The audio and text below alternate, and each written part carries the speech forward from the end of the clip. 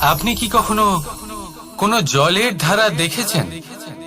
তার সামনে যতই মাটি থাকুক না কেন, যতই কাদা থাকুক না কেন, যখন এই জলের ধারা বইতে আরম্ভ করে দেয়, তখন এই কাদাকে নিজেই ধুয়ে নিয়ে যায়। ওই কাদাকে ধুয়ে দেয় এবং নিজের পথ নিজেই তৈরি করে নেয়। তাহলে আপনিও এরকম জলের মতো হয়ে উঠুন। যদি হয়ে উঠতে পারেন, তাহলে নিজের মনের, নিজের ভাবনার, নিজের জীবনের যত অনাবশ্যক তত্ত্ব আছে, অনুপযোগী অংশ রয়েছে, অর্থাৎ অপরিষ্কার অংশ রয়েছে, তা নিজে থেকেই নির্মল হয়ে উঠবে। আর যেরকম জলের ধারা কখনো থেমে থাকে না, সব সময় বয়ে চলে, সেইভাবে আপনিও কখনোই থামবেন না। সবসময় বয়ে চলুন, এগোতে থাকুন। পথে যদি অনেক বিপদ আসে, সমস্যা আসে, থামবেন না, তার উপর নিরন্তর প্রহার করুন, নিরন্তর প্রয়াস করুন আর অগ্রসর হন। আপনি ভেবে দেখুন, এই জলের ধারা কখনো থেমে থাকে না, সবসময় বয়ে চলে, বিপদের সম্মুখীন হয়ে তাকে সাথে বয়ে নিয়ে চলে। সেই জন্য জলের ধারা, প্রবাহমান এই ধারা, এর থেকে কখনো দুর্গন্ধ আসে না, এতে কখনো ময়লা জমতে পারে না, বরং পালিত হয় সুন্দর প্রাণবন্ত জীবজন্তু, যেমন সুন্দর ছোট মাছ।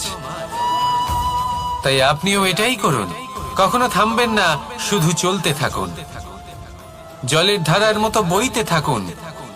আপনি আপনার লক্ষ্য অবশ্যই খুঁজে পাবেন, আর তার সাথে নিজের অন্তরের যে মালিন্য রয়েছে, তা আপনি নিজেই নিজের থেকে দূরে করে দেবেন। তাহলে আসুন আর আমার সাথে ভালোবেসে বলুন, রাধা রাধা। সময়, জীবন, কাল। দেখতে গেলে এই তিনটি শব্দ একটি শব্দেরই সমার্থক শব্দ মনে হয়, কিন্তু এই শব্দগুলির অর্থ কি সমান? কখনোই নয়। হ্যাঁ, এই সময় চলতে থাকে, জীবন চলতে থাকে, কালচক্র চলতে থাকে। এই সময় কেটে যায়, কিন্তু এই জীবন, একে যাপন করতে হয়। কি বলেন? এই জীবনে কিছু করুন বা কিছু না করুন, জীবন এমনি কেটে যাবে, আপনি জানতেও পারবেন না। কিন্তু সেটা আমাদের উদ্দেশ্য নয়, একে যাপন করতে হবে। এই জীবনে প্রেরণা পেতে শিখুন, প্রেরণা দিতে শিখুন, আহ্বান গ্রহণ করতে শিখুন, আহ্বান জানাতে শিখুন, মহান কাজ করতে শিখুন, ধন্যাত্মক বোধ জাগিয়ে তুলুন। জীবন অতিবাহিত করার অর্থ কি, তা আপনি শিখে যাবেন। কারণ সময় কেটে যায়, সমস্ত যুগ কেটে যায়, কিন্তু জীবনের রীতি জীবন কাটিয়ে দেওয়া নয়, জীবন যাপন করা। এই জীবন সম্পূর্ণরূপে অনুভব করতে হবে, নতুন পথ বানাতে হবে। এবারে যদি এই জীবন বাঁচার সময় একবার ভেবে দেখুন, যদি মনে প্রেম থাকে, সদ্ভাবনা থাকে, তাহলে কি হবে? এই জীবনকে বাঁচার অনুভূতিটাই অন্যরকম হয়ে যাবে, একটা আনন্দময় অনুভূতি লাভ করবেন।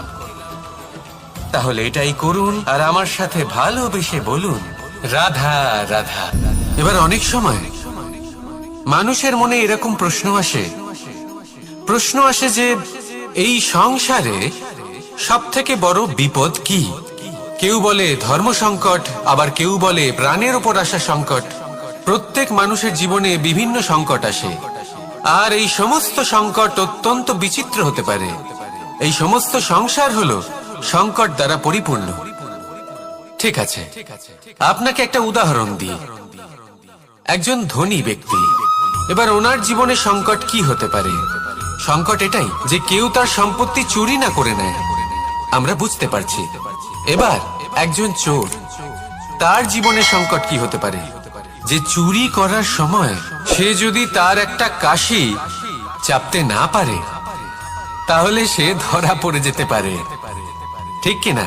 আবার অনেক সময় এমনও হয় যে যার জন্য আমি সংকট, সেও আমার কাছে সংকট।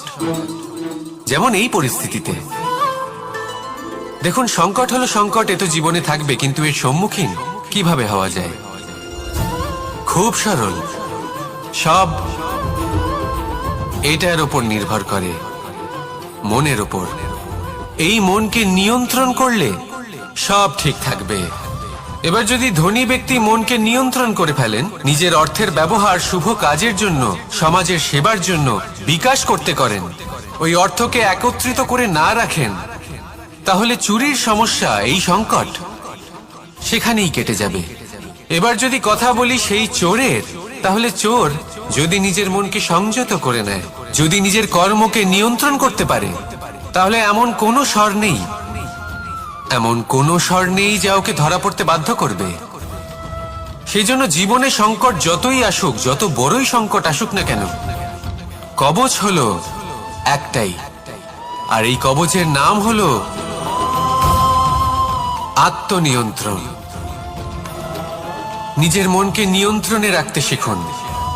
এটা নিজের জীবনে প্রয়োগ করে তো দেখুন। যদি আপনি করতে পারেন, তবে আপনি দেখবেন যে সংকট তো জীবনে আসা যাওয়া করে, কিন্তু সেই সংকটগুলির সম্মুখীন আপনি এইভাবে করতে পারবেন। তাহলে সেটাই করুন, আর আমার সাথে ভালোবেসে বলুন, রাধা রাধা। এই দড়িটা দেখুন, ছোট ছোট রেশম দ্বারা তৈরি, এটা সরু সুতো দ্বারা তৈরি হয়েছে এটা, আর এ অত্যন্ত কোমলও বটে। আর আপনি চাইলে এটা সোজাও করে দিতে পারেন, আর চাইলে এটা বেঁকিয়েও দিতে পারেন, আর যদি চান তাহলে এটা গোল গোল করে বেঁধে কোথাও রেখেও দিতে পারেন। এবার এই কোমল দড়ি যদি কোনো নিষ্ঠুর কঠিন পাথরে বারংবার জড়িয়ে দেওয়া হয়, তাহলেও তাকেও কাটতে পারে, নিজের ছাপ ছেড়ে যেতে পারে, সেটার আকারও বদলে ফেলতে পারে। এবার এর কারণ কি? এর কারণ হলো অভ্যাস আর নিরন্তর প্রচেষ্টা। যদি আপনিও চেষ্টা করেন আর নিরন্তর কর্ম করে যান, তাহলে আপনার প্রারব্ধ পাথরের মতো কঠিনই হোক না কেন, তাতে ভাঙন ধরিয়েও আপনি নিজের লক্ষ্যে অবশ্যই পৌঁছতে পারবেন। একটা গুরুত্বপূর্ণ কথা মনে রাখবেন, সুকর্মের অভ্যাস আর নিরন্তর প্রয়াস, এই হলো সাফল্যের মন্ত্র। তাহলে জীবনে এই মন্ত্র আনুন, আর আমার সাথে ভালোবেসে বলুন, রাধা রাধা। বসন্ত ঋতু, এই সময় মন আনন্দে ভরে থাকে, এমন মনে হয় যেন আমরা আকাশে বিচরণ করতে চলে যাই, কিন্তু সেটা তো সম্ভব নয়। সেই জন্য হয়তো আমরা ঘুড়ি ওড়াই, এই ঘুড়িকে নিজেদের প্রতিরূপ মনে করে। এবার অনেক মানুষ আছেন যারা ঘুড়ি ওড়ান, কিন্তু এই কর্মের সারমর্ম কি সেটা কজন বুঝতে পারেন? আপনি এটা মনে করুন যে আপনি হলেন সেই ঘুড়ি, আর এই সুতো যিনি ধরে রয়েছেন তিনি হলেন পরমাত্মা, আর এই সুতো যেখান থেকে শুরু হয় সেই লাটাই হলো আমাদের কর্মচক্র। এবার আপনি নিজেই অনুমান করুন যে এই উড়ান কার ওপর নির্ভরশীল, পরমাত্মার ওপর আর আপনার কর্মের ওপর। যদি পরমাত্মা আপনার হাত ধরে থাকেন, আপনার সাথে থাকেন, যদি আপনি শুভ কর্ম করতে থাকেন, আপনি এই আকাশে উড়তে থাকবেন। কিন্তু কোথাও কোথাও যদি পরমাত্মার সাথে এই বন্ধন ছিন্ন হয়, আপনার কর্মচক্র খারাপ হয়ে যায় বা থেমে যায়, তাহলে আপনার এই ঘুড়ি কেটে যাবে আর দূরে কোনো গাছের ডালে গিয়ে আটকে যাবে। তাই শুধুমাত্র ঘুড়ি ওড়াবেন না, তার থেকে শিখুন, পরমাত্মার সাহচর্যে থাকুন, সবসময় শুভ কর্ম করতে থাকুন, আর সবসময় এই আকাশে উড়তে থাকুন। আসুন আর আমার সাথে ভালোবেসে বলুন, রাত। পিতা আর পুত্রের সম্পর্ক অত্যন্ত মধুর হয়ে থাকে। পিতা স্বপ্ন দেখেন, তাকে পূর্ণ করার সকল সম্ভাব্য চেষ্টা করেন, কিন্তু তাও অনেক সময় ওনার স্বপ্ন অপূর্ণ থেকে যায়। তখন পিতা ভাবেন যে স্বপ্ন উনি পূর্ণ করতে পারেননি, ওনার সন্তান তা অবশ্যই পূরণ করবে। যে স্থানে উনি কখনো পৌঁছতে পারেননি, সেই স্থানে ওনার পুত্র অবশ্যই পৌঁছবে। পিতা নিজের সন্তানের ভবিষ্যৎ নিয়ে সেই স্বপ্ন দেখেন, আর যখন সেই সন্তান সামনে এগোতে থাকে, তখন তার দুঃখ হয় না, বরং গর্ব হয়। ওনার ভালো লাগে এটা দেখে যে ওনার সন্তান অনেক উন্নতি করছে। কিন্তু যখন সন্তান নিজের অভিভাবকের শক্তি দেখে, তার যশ দেখে হিংসা করতে থাকে, সমস্যা সেইখানেই শুরু হয়। সেই জন্য সকল সন্তানকে এটা মনে রাখতে হবে, দেখুন, পুত্র হবার সুবাদে, এক সন্তান হবার সুবাদে এটা হলো আপনার অধিকার যে আপনি আপনার পিতার থেকে বেশি উন্নতি করবেন। আপনার পিতাও এটাই চান, কিন্তু সুস্থভাবে এটা করুন। একটা রেখা টেনে নিন যাতে আপনি তাতে এগোতে পারেন আর আপনার পিতার তাতে গর্ববোধ হয়, আর সেই বিষয়ে দুঃখ না হয় যে আমার সন্তান আমাকেই ছোট করার চেষ্টা করছে। ইতিহাস সাক্ষী রয়েছে, যে মানুষ অন্য কাউকে ছোট করার চেষ্টা করেছেন সেই মানুষই ছোট হয়ে গেছেন। আর আমার মনে হয় না আপনি এটা চান, কারণ কোনো একদিন আপনিও কারোর পিতা হবেন। আসুন আমার সাথে ভালোবেসে বলুন, রাধা রাধা। আমাদের মনে যখন কোনো প্রশ্ন ওঠে, কোনো দ্বন্দ্ব জাগে, তখন আমরা যাই আমাদের গুরুর কাছে, আমাদের আরাধ্যের কাছে গিয়ে জিজ্ঞেস করি। এইভাবেই একদিন আমি পৌঁছলাম আমার আরাধ্যের কাছে, আমার মহাদেবের কাছে, আর ওনাকে প্রশ্ন করলাম যে মহাদেব, জীবনে আনন্দ পাওয়ার, উৎসব পালনের, প্রেম ভাগ করে নেবার, জীবনকে উপভোগ করে নেওয়ার সর্বশ্রেষ্ঠ সময় কোনটা? মহাদেব হাসলেন আর উনি বললেন, জীবনে উৎসব পালনের সব থেকে শ্রেষ্ঠ দিন হলো মৃত্যুর ঠিক আগের দিনটা। প্রেম ভাগ করে নেওয়ার সব থেকে শ্রেষ্ঠ মুহূর্ত হলো মৃত্যুর ঠিক আগের মুহূর্ত। জীবনকে উপভোগ করে নেওয়ার সর্বশ্রেষ্ঠ প্রহর হলো মৃত্যুর এক প্রহর পূর্বে। তখন আমি চমকে গেলাম।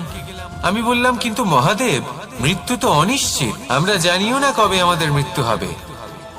মহাদেব আবার হাসলেন।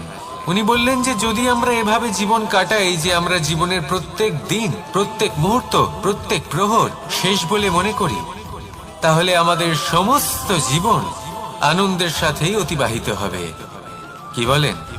তাহলে আপনিও এই কথা মনে রাখুন আর আমার সাথে ভালোবেসে বলুন, রাধা রাধা। সাথী, সাথী এই শব্দটির ব্যাখ্যা কে কিভাবে করে? মিত্র, সখা, বন্ধু, কিন্তু অর্থ একটাই। তিনি যিনি আপনার সঙ্গী হন আর তিনি যার সাথী আপনি হন। এবার সব থেকে বড় প্রশ্ন হলো এটাই যে তিনি কে হতে পারেন যাকে আপনি আপনার সাথী বলে মেনে নিতে পারেন, নিজের সখা, নিজের মিত্র, নিজের বন্ধু মেনে নিতে পারেন। আপনার সাথী হলেন তিনি যিনি দুঃখের সময় আপনার পাশে থাকবেন, আপনার হাত ধরে থাকবেন। আপনার সাথী হলেন তিনি যার হাত আপনি নিজের সুখের দিনে ধরে থাকবেন।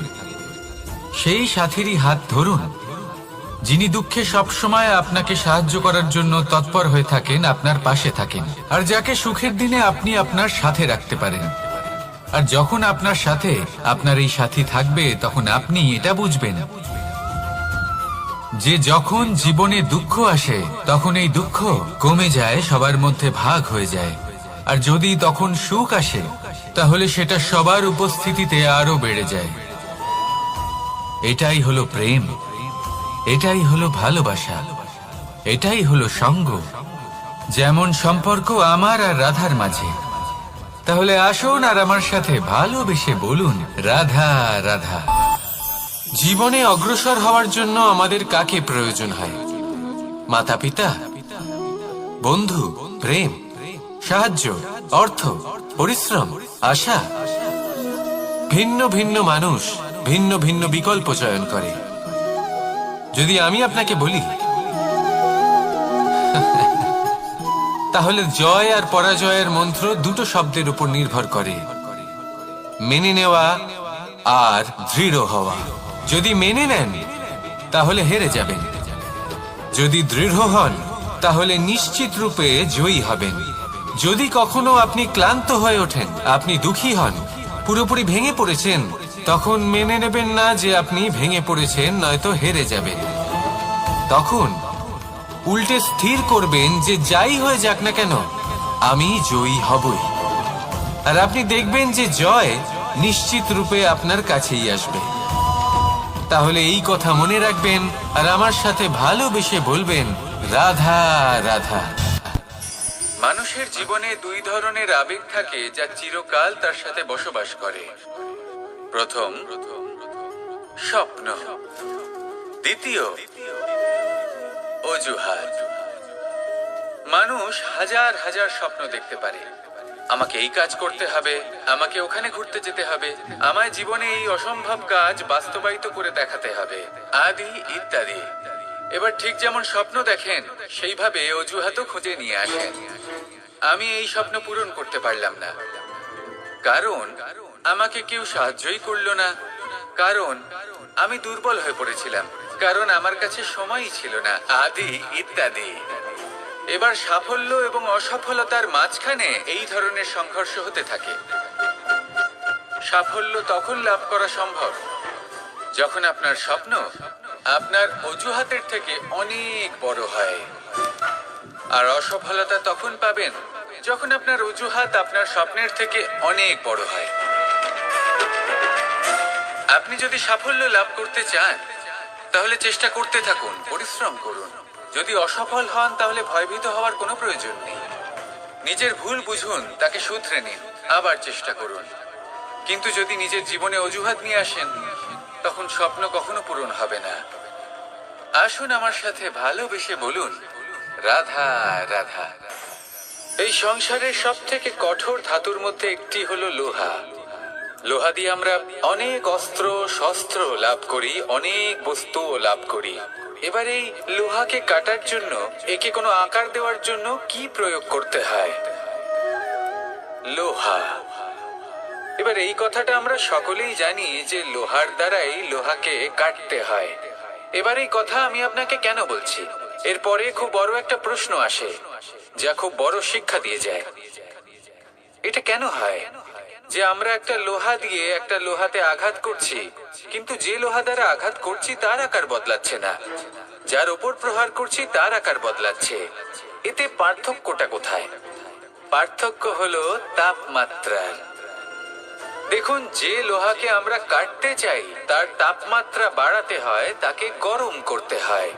আর যে লোহা দ্বারা আমরা আঘাত করতে চলেছি সেই লোহা আমাদের ঠান্ডা রাখতে হয়।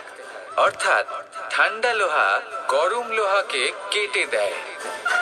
এবার এই শিক্ষা কি আমাদের জীবনে যথেষ্ট নয়? আমাদের জীবনে অনেক সমস্যা আসতে পারে, কিন্তু আমাদের এই বিষয়ে বিশেষ খেয়াল রাখতে হবে যে আমাদের মনকে আমরা যেন ঠান্ডা রাখি, এই মস্তিষ্ককে শান্ত রাখতে হবে। যদি আমরা ক্রোধ বা ঈর্ষার আগুনে জ্বলতে থাকি, বিদ্বেষের আগুনে জ্বলতে থাকি, তাহলে আমরাও সেই লোহার মতোই হয়ে যাব যার তাপমাত্রা অত্যন্ত বেশি।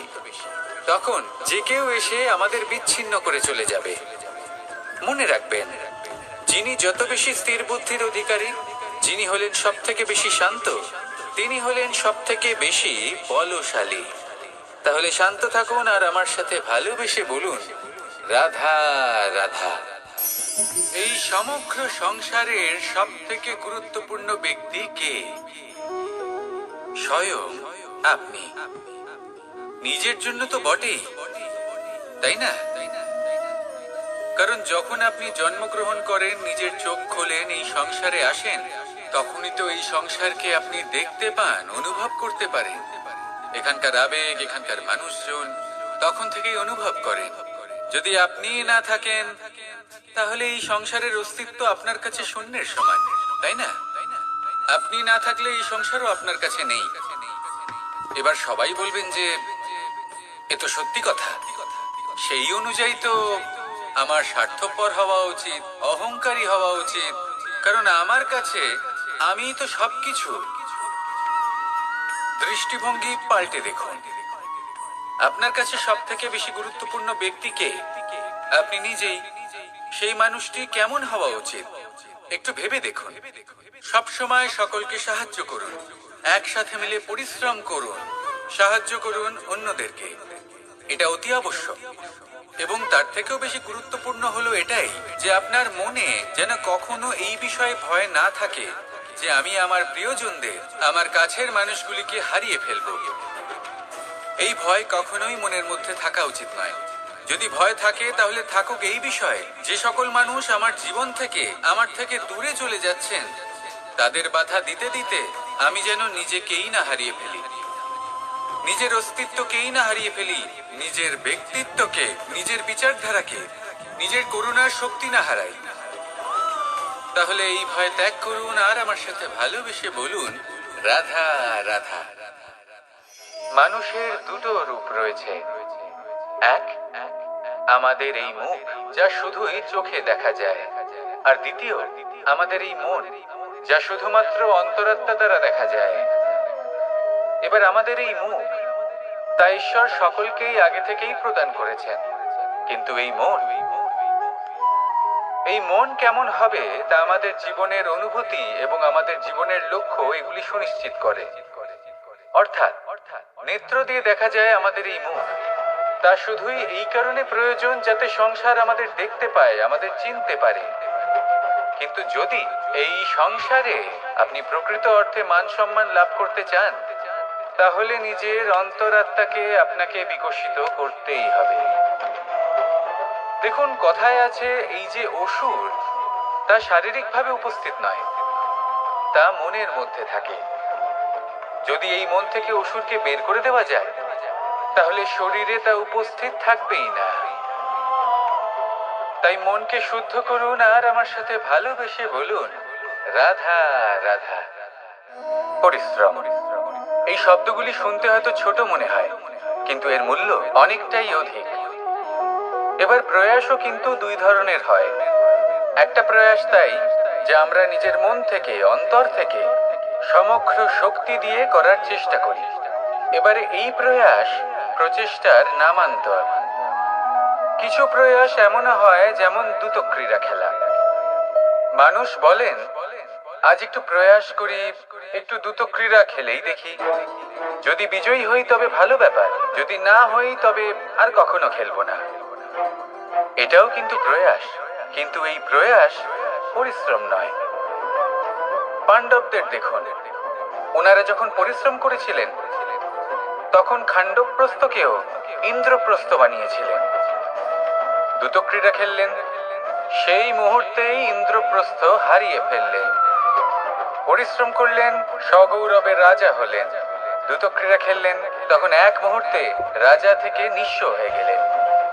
সারমর্ম এটাই যে দ্রুত ক্রীড়া কখনো কখনো আপনার মিত্র হতে পারে, কখনো সে আপনাকে বিজয়ী করতে পারে, কিন্তু প্রয়াস এবং পরিশ্রম যখন একসাথে মিলিত হয় তখন তা সর্বদাই আপনার সাথে থাকে। প্রয়াস করতে থাকুন, পরিশ্রম করতে থাকুন, আর আমার সাথে ভালোবেসে বলুন, রাধা রাধা।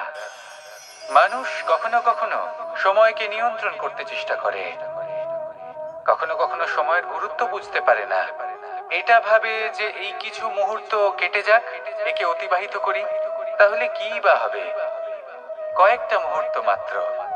কিন্তু তা নয়। আজকের একটা মুহূর্ত ভবিষ্যতের অনেক বড় পরিবর্তনের ভিত হতে পারে। আজকের একটা মুহূর্ত আপনার ভবিষ্যৎকে উজ্জ্বল করে তুলতে পারে। সেই জন্য ছোট ছোট মুহূর্তগুলিকে অদেখা করবেন না। সময়কে কাজে লাগান, পূর্ণরূপে কাজে লাগান। এবার যদি আপনি কাউকে সাহায্য করতে চান আর সেই কারণেই যদি থেমে থাকেন, তাহলে ঠিক আছে, কারণ আপনি কাউকে সাহায্য করে তার জীবনকে আরো ভালো করে তুলতে চাইছেন, আরো শ্রেষ্ঠ করতে চাইছেন। এই পুণ্য, এই কর্ম ফিরে আপনার কাছেই আসবে আর আপনার জীবনকে শুভ করে তুলবে। কিন্তু যদি আপনি আলস্যের কারণে থেমে থাকেন এবং কিছুই না করেন, সময় নষ্ট করেন, তাহলে কিন্তু একটাই ঘটনা ঘটবে, আপনার ভবিষ্যৎ বিপদগ্রস্ত হয়ে পড়বে, আর কিছুই নয়। সেই জন্য এটা বোঝা প্রয়োজন যে কখন থামতে হবে এবং কেন থামতে হবে। যদি আপনার থামার কারণ এবং সময় অনুচিত হয়ে থাকে, তাহলে আপনার ভবিষ্যৎ কখনোই উচিত হতে পারে না। সেই জন্য সময়কে সম্মান করুন আর পূর্ণ ব্যবহার করতে শিখুন। আর আমার সাথে ভালোবেসে বলুন, রাধা রাধা। জীবনে সবসময় সেটা হয় না যা আমরা চাই, তেমন ভাবে হয় না যেমন ভাবে আমরা চাই। এবার তাতে আমরা দুঃখ পাই, নিরাশ হয়ে পড়ি, ভাগ্যকে দোষ দিই অথবা অন্য কাউকে বা নিজেকে। কিন্তু সত্যটা কি সেটা আমাদের জানতে হবে। এই সংসার নির্মিত হয়েছে পাহাড় দ্বারা এবং পাথর দ্বারা, তাই প্রত্যেক স্থানে ছোট ছোট ছোট ছোট নুড়ি পাথর তো অবশ্যই থাকবে। এগুলো এড়িয়ে যাওয়া সম্ভব নয়, আর এই কথাটা আমরা সকলে জানি। এবার এইভাবেই আমাদের জীবনে নানান রকমের সমস্যা লেগেই থাকে। এর হাত থেকে কোনোভাবেই নিস্তার পাওয়া সম্ভব নয়। একটা সমস্যা এড়াতে যান, দ্বিতীয় চলে আসবে, দ্বিতীয় সমস্যা এড়াতে যান, তৃতীয় চলে আসবে। কিন্তু সমস্যা জীবনে থাকবেই, আর আপনাকে সাহায্য করার জন্যই থাকবে কোনো না কোনো রূপে। আপনার চারপাশে পাথর আছে, এটা আপনার উপর নির্ভরশীল আপনি কি করবেন, কোন পথে অগ্রসর হবেন এবং কিভাবে অগ্রসর হবেন। এবার দেখুন, এটা তো সবসময় সম্ভব নয় যে আপনার পদতলে ফুলের চাদর থাকবে, এটা তো অসম্ভব। সেই জন্য উচিত এটাই হবে যে আপনি পাদুকা পরিধান করে জীবনে অগ্রসর হন। এর সারমর্ম এটাই, যখনই জীবনে সমস্যা আসবে দৃঢ় হয়ে সম্মুখীন হন এবং এটা বোঝার চেষ্টা করুন যে এই সমস্যা জীবনে কেন এলো, কি শিক্ষা দিয়ে গেল। আপনার মধ্যে দোষ অবশ্যই থাকবে, তাকে গুণে পরিবর্তিত করুন। এই জীবন আরো বেশি সহজ সরল হবে এবং প্রসন্ন হয়ে বলবে, রাধা রাধা।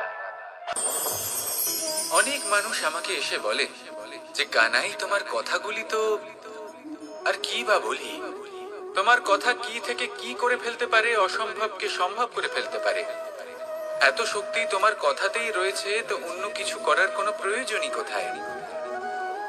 এবার ওনারা এই কথাটা বুঝতে পারেন না যে জ্ঞান শুধুমাত্র শব্দের সমন্বয় মাত্র। কিন্তু এর অর্থ কি সেটা জানার জন্য অনুভব করা প্রয়োজনীয়, সেই পথে চলা প্রয়োজনীয়। এই অভিজ্ঞতাই আপনাকে অর্থ বুঝিয়ে দেবে। ঠিক যেমন তুমি কর্ম করতে থাকো, ফলের চিন্তা করো না, এটা শুধুই শব্দ। এর সারমর্মটা কি, এর অর্থ কি সেটা বোঝার জন্য সেই পথে আপনাকে অগ্রসর হতেই হবে, সেটা যাপন করতে হবে, কর্ম করতে হবে নিরন্তর। এটা ভাবলে হবে না যে আমি কি আমার কর্মের ফল আদৌ পাবো কিনা, তবেই আপনি এই কথার অর্থ বুঝতে পারবেন। কখনো ভেবে দেখবেন, আমাদের বাড়িতে যারা জ্যেষ্ঠ আছেন, বড় আছেন, আমরা তাদের পুজো করি, তাদের সেবা করি, আমরা তাদের চরণ স্পর্শ করি। কেন? কারণ ওনাদের কাছে আমাদের থেকে অনেক বেশি জীবনের অভিজ্ঞতা থাকে। জীবনে শুধুমাত্র জ্ঞান শোনাটা প্রয়োজনীয় নয়, তা বুঝতে পারা প্রয়োজনীয়। তা যদি যাপন করেন তবেই অভিজ্ঞতা হবে, তবেই প্রকৃত অর্থ বুঝতে পারবেন। তাহলে জ্ঞান শুধু শুনবেন না, বুঝুন, তাকে আচরণে আনুন এবং আমার সাথে ভালোবেসে বলুন, রাধা রাধা। কখনো কোনো বাগানের কোনো বৃক্ষকে দেখেছেন যেখানে সুগন্ধি ফুল থাকে, রসালো ফল থাকে? তখন মন প্রফুল্ল হয়ে ওঠে, মন থেকে সেই বৃক্ষের প্রতি ভালোবাসা জন্মায়। কিন্তু যিনি বাগানের মালিক, শুধুমাত্র তিনিই জানেন যে কিভাবে এই বৃক্ষকে আগলে রাখতে হয়, কিভাবে তার পরিচর্যা করলে এতে সুন্দর সুগন্ধি ফুল হবে, রসালো ফল হবে। কখনো কখনো প্রয়োজনের থেকে বেশি রোদ পেলে এই বৃক্ষগুলি শুকিয়ে যায়, প্রয়োজনের থেকে কম রোদ পেলেও এই বৃক্ষ কিন্তু শুকিয়ে যায়। প্রয়োজনের থেকে কম জল যদি পায়, এই বৃক্ষ শুকিয়ে যেতে পারে। প্রয়োজনের থেকে অতিরিক্ত জল যদি পায়, তখনও এই বৃক্ষের শিকড়গুলি নষ্ট হয়ে যেতে পারে। এবার এটাই কিন্তু আমাদের সংসারের সাথেও হয়। আমাদের সংসারের সকল প্রতিভাশালী ব্যক্তি, যেমন লেখক, বিচারক, প্রবক্তা, যোদ্ধা, এদের সবার ক্ষেত্রে এই কথাটাই প্রযোজ্য। যদি বেশি প্রশংসা করা হয় তাহলেও এরা হারিয়ে যাবেন। প্রয়োজনের থেকে বেশি যদি নিন্দা করা হয়, তখনও তারা নত হয়ে পড়বেন। তাহলে আপনি এদের রক্ষা করুন এবং নিজেদেরও। মনে রাখবেন একটা কথা, জেনে রাখুন কখন কোন নিন্দায় আপনি লজ্জিত হবেন না, আর কখন কোন প্রশংসার দ্বারা নিজের মধ্যে অহংবোধ জাগ্রত করবেন না। এই মন সুপ্রসন্ন হয়ে বলবে, রাধা রাধা। জল এ হলো জীবনের আধার পঞ্চতত্ত্বের মধ্যে একটি, আর অত্যন্ত বিশেষ। এর থেকে অনেক বড় শিক্ষা পাওয়া যায়। এই জল গন্তব্যের বিষয়ে এর স্পষ্ট ধারণা আছে। ও জানে ওর লক্ষ্য কি, আর প্রয়াস করে ততদূর সে পৌঁছেও যায়। এটি পর্বত থেকে বয়ে নিচে নেমে আসে, নদীর সাথে সমাহিত হয়ে তার সাথে বয়ে চলে, চিরসবুজ বনানী গড়ে তোলে, প্রাণীদের তৃষ্ণা নিবারণ করে, সামনে এগিয়ে চলে, মানুষের সাথে মিলিত হয়। যারা একে বাঁধের মধ্যে বেঁধে রাখতে চেষ্টা করে, সে বন্দি দশাতেও থেকে যায়, মানুষের কল্যাণ করে। তারপর বাঁধ থেকে মুক্তি পেয়ে এগিয়ে চলে, কোথাও ধাক্কা খায়, কোথাও বাধা পড়ে, কোথাও যদি পথ খুঁজে না পায় তাহলে পথ খুঁজেই নেয়, আর যেখানে পথ থাকে না সেখানে পথ বানিয়ে নেয়, আর শেষ পর্যন্ত নিজের লক্ষ্যে পৌঁছেই যায়, অর্থাৎ সমুদ্রে গিয়ে সমাহিত হয়ে যায়। আমাদেরও কিছুটা এরকমই হয়ে উঠতে হবে। যেখানেই যাবেন সকলের কল্যাণ করুন, সামনে এগোন। আপনি কোথাও পড়ে গেলে, ধাক্কা খেলে আঘাত লাগবেই, উত্থান পতন লেগেই থাকে। সামনে এগোতে থাকুন। কোথাও পথ না পেলে তা খুঁজে নিন, কোথাও পথ না থাকলে তা বানিয়ে নিন। নিজের গন্তব্যের কথা সব সময় মনে রাখুন। শেষ পর্যন্ত নিজের মোক্ষ লাভ আপনি অবশ্যই করবেন। আর আমার সাথে ভালোবেসে বলুন, রাধা রাধা। কখনো কোনো বৃক্ষকে দেখেছেন? এই ধরিত্রী থেকে ততটুকুই জল নেয় যতটুকু তার প্রয়োজন। কোনো প্রাণীকে দেখুন, এই প্রকৃতি থেকে ততটুকুই খাবার গ্রহণ করবে যতটুকু তার খিদে রয়েছে। খিদে মিটে গেলে আর খাবে না। এবার মনুষ্যকে দেখুন, সে নিজের জীবনে যা কিছু পেয়েছে, বস্তু, ধন, খাবার, শক্তি, প্রয়োজনের থেকে অনেক বেশি লাভ করার চেষ্টা করে থাকে। প্রয়োজনের থেকে বেশি যদি পেয়েও যায় তাহলেও তার কম মনে হয়। এবার এরকম ঠিক কেন হয়? এর পেছনের কারণ কি? কারণ হলো লোভ। লোভের আগুন কিছু এমন হয়, যদি মানুষের মনে একবার প্রজ্বলিত হয় তাহলে শুধু বাড়তেই থাকে। ততক্ষণ বাড়বে যতক্ষণ না আপনি নিজে তাকে বাধা দিচ্ছেন। তবে এই লোভের আগুন নিয়ন্ত্রণ করা সম্ভব। পরিমিতিবোধ, পরিমিতিবোধের চিন্তা। আপনাকে শুধু নিজেকে একটা সরল প্রশ্ন করতে হবে। যখনই মনের মধ্যে কোনো বস্তুর প্রতি, শক্তির প্রতি, ধনের প্রতি, ভোজনের প্রতি লোভ বেড়ে যায়, নিজেকে প্রশ্ন করুন, এটা কি আমার কাছে ততটাই প্রয়োজনীয় যতটা একটা বৃক্ষের কাছে জল, যতটা একটা প্রাণীর কাছে ভোজন? এটা কি ততটাই প্রয়োজনীয়? যদি উত্তর না হয় তাহলে নিজেকে সেখানেই বাধা দিন। সেই ভাবনা সেখানেই ত্যাগ করুন, কারণ সেটাই হলো লোভ। ঠিক এইভাবেই প্রয়োজনীয়তার চিন্তা করে আস্তে আস্তে এই মন নির্লোভ হয়ে উঠবে, আর এই মন প্রসন্ন হয়ে বলবে, রাধা রাধা। আজ আমরা দুই ধরনের ব্যক্তির বিষয়ে কথা বলবো। প্রথম জন হলেন যে প্রয়োজনের থেকে অনেক বেশি পরিমাণ ধন উপার্জন করে থাকেন। তার কাছে ততটা ধন থাকে যতটা তার প্রয়োজনও নেই, তারপরেও আরো ধন উপার্জন করতে চেষ্টা করতে থাকেন। সকল সম্ভব চেষ্টা করেন, সকল সম্ভব কর্ম করেন, তা সে উচিত কর্ম হোক বা অনুচিত, তাতে তাদের কিছুই যায় আসে না। তারা শুধুই এই সংসারের সকল সুখ ভোগ করতে চান, সকল স্বাচ্ছন্দ্য লাভ করতে চান। আজীবন তারা প্রচেষ্টাই করতে থাকেন। এবার এই করতে গিয়ে তারা ভারাক্রান্ত হয়ে সমস্যার সম্মুখীন হন। এনাদের সমগ্র জীবন এই চেষ্টাতেই চলে যায়, জীবন যাপন করার বদলে। অন্যদিকে আরেকজন ব্যক্তি, যিনি জানেন তার প্রয়োজন কতটুকু, আর শুধুমাত্র সেই পরিমাণ ধন অর্জন করেন। তার থেকে বেশি একটুও নয়। উনি যদি দুবেলা খেতে পান, মাথা গোজার ঠাঁই পেয়ে যান, সেটাই পর্যাপ্ত। তাতেই তিনি আনন্দে জীবন যাপন করেন, না কোনো বৃথা চিন্তা করেন, না কোনো বৃথা কষ্ট করেন। এবার আমি আপনাদের জিজ্ঞেস করব, এই দুই ব্যক্তির মধ্যে আপনি কোন ব্যক্তি হতে চাইবেন? বেশিরভাগ মানুষ এটাই বলবেন যে আমরা সেই দ্বিতীয় মানুষ হতে চাই যারা সন্তুষ্ট। কিন্তু যদি মন দিয়ে দেখেন, আপনিও সেই কর্মই করছেন যা প্রথম ব্যক্তি করেন। আপনারা সবসময় চেষ্টা করে চলেছেন, এটাও লাভ করতে হবে, ওটাও লাভ করতে হবে, আমার এটারও প্রয়োজন, ওটারও প্রয়োজন।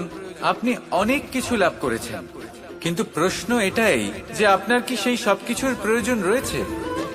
এর উত্তর আপনার অন্তর্মনে রয়েছে। আপনার মন জানে যে আপনার প্রয়োজন কতটুকু। সেখানে গিয়ে দেখুন। সন্তুষ্টি মানুষকে আনন্দ দেয়। মানুষ যতটা সন্তুষ্ট হবে, ততটাই সে আনন্দ লাভ করবে। এবার আপনাকে এই সিদ্ধান্ত নিতে হবে যে আপনি কখন আর কোথায় সন্তুষ্টি লাভ করবেন, কত কিছু লাভ করার পরে সন্তুষ্ট হবেন। এই উত্তর আপনি মন থেকে পাবেন। এই সমাজের চাহিদায় জড়িয়ে নিজেকে বিভ্রান্ত করবেন না। নিজের অন্তরের এই মিথ্যে অহংবোধকে প্রশ্রয় দিতে গিয়ে যদি আপনি এরকম প্রয়াস করতে থাকেন, তাহলে জীবনযাপন কখন করবেন? থেমে যান, শান্ত হয়ে যান, নিজের অন্তর মনে নিমজ্জিত হয়ে দেখুন যে সন্তুষ্টি কোথায়। এই সন্তুষ্টি লাভ করুন। এই মন প্রসন্ন হয়ে বলবে, রাধা রাধা।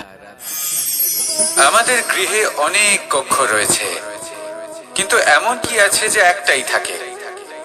আমাদের গৃহের দ্বার। এমন কেন হয়? অনেক দ্বার তো থাকতেই পারে। ভেবে দেখুন, একটা বিশাল ভবন রয়েছে, তার চতুর্দিকে অনেক দ্বার আছে। ভালোই হবে, যাতায়াত করতে সুবিধা হবে, কিন্তু এমন আমরা কেন করি না? এবার আপনি বলবেন যে এটার উত্তর তো সহজ। যতগুলো দ্বার থাকবে, ততজন দ্বারপালও থাকবে। কে কখন কোথা থেকে আসবে, কোথায় চলে যাবে, সেদিকে খেয়াল থাকবে না। চুরির সম্ভাবনাও বেড়ে যাবে।